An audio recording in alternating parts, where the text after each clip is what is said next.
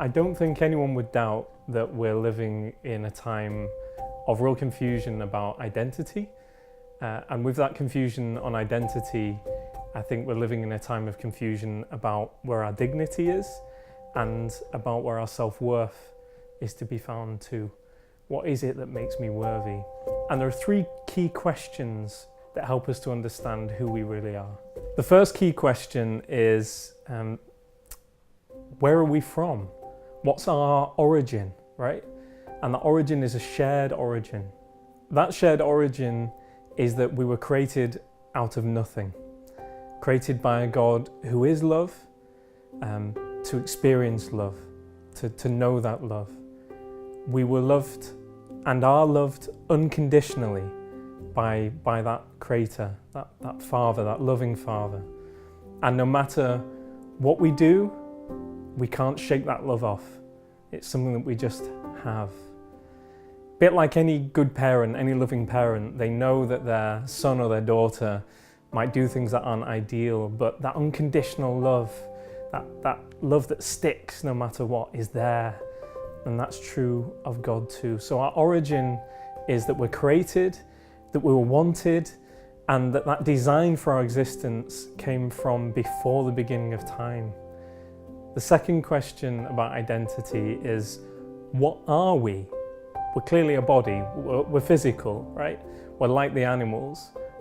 We have needs like the animals. We need to eat, we need to poop, we need to sleep.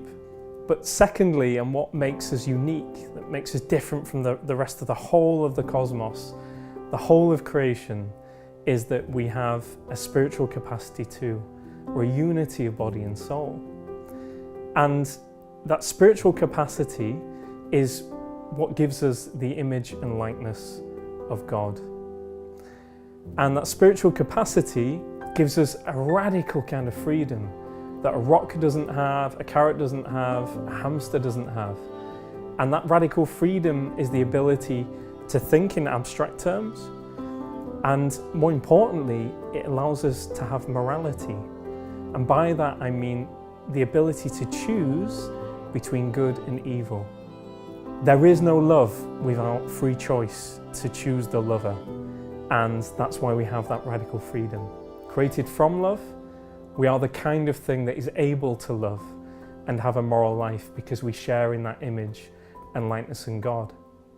And because we share in that image and likeness of God, we have a dignity that is inherent. What do I mean by that? It's just something that is given to us. We didn't create it, society didn't create it. It's something that was given. We inherit that nature.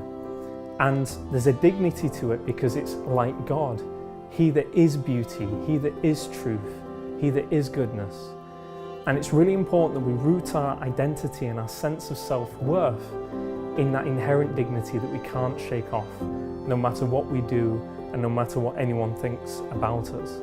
Our worth, our value, our lovability isn't dependent on what others believe, the fashion of the age, or what I'm capable of doing. It's just there because I'm a person. But on top of this shared identity that we all have, we're each individuals.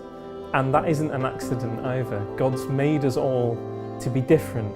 Each of our expressions of our individuality, of what makes us unique. You know, the person that has never been before, the person that they'll never be the same of again, genuinely unique. The expression of that allows for a creativity and a fun and a joy. So just because we share this universal human nature in which we have inherent dignity doesn't mean that we're all exactly the same or that God doesn't want us to express ourselves fully. No, on the contrary.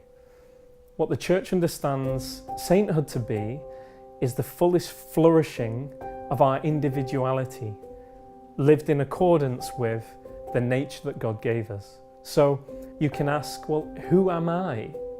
And that's quite a deep question when we reflect on it.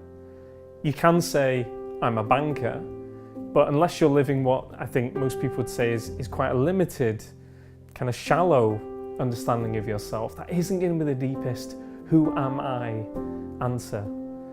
The deepest answers are going to be, I'm the kind of person that looks out for others, or it's going to be I'm a Christian if you're religious, or it's going to be even I'm an atheist if you're an atheist, right? These deep moral values. And like I say, the things that we understand to be most significant about ourselves are usually to do with relationships. I'm a brother, I'm a father, I'm a boyfriend, right? I'm a priest to my people. So the who am I question is really individual, but it's usually to do with our relationships and our moral values, right at the core. And the last question we can ask ourselves as individuals is, who am I becoming, or who do I want to be? Right? And this is kind of like the ideal me, the person that I see myself. So if I'm a Christian, right, I'm going to be the person that lives like Jesus. It's going to be the version of me that lives the Beatitudes, that lives the virtues most fully, right? And I'm going to be constantly striving to become that person. That's the image of who I'm going to be that's in my mind. And that image gives us hope, and it gives us a drive for the future. And it also gives us something to compare where we're at with, right? The who am I right now to who am I called to be? Who am I becoming? Who am I meant to be? Who do I want to be? I would argue we've got a diet version of real identity being sold to us right now. The culture tells us that we weren't made or wanted or intended. It tells us that we were just accidental, right? We just happened to be.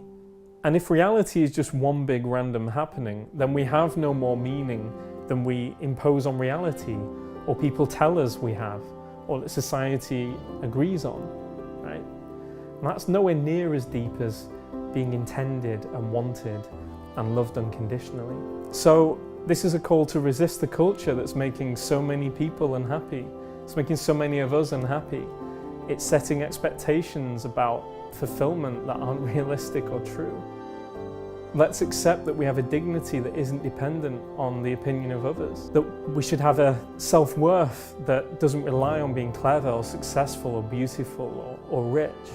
And let's give thanks for the uniqueness that we all enjoy. No one like us before, no one like us again. That individuality that allows an expression, a one-off expression of the love and beauty and creativity and joy and healing of God, so that we can bring that to each other with the help of Jesus Christ, his Son, and the Holy Spirit too.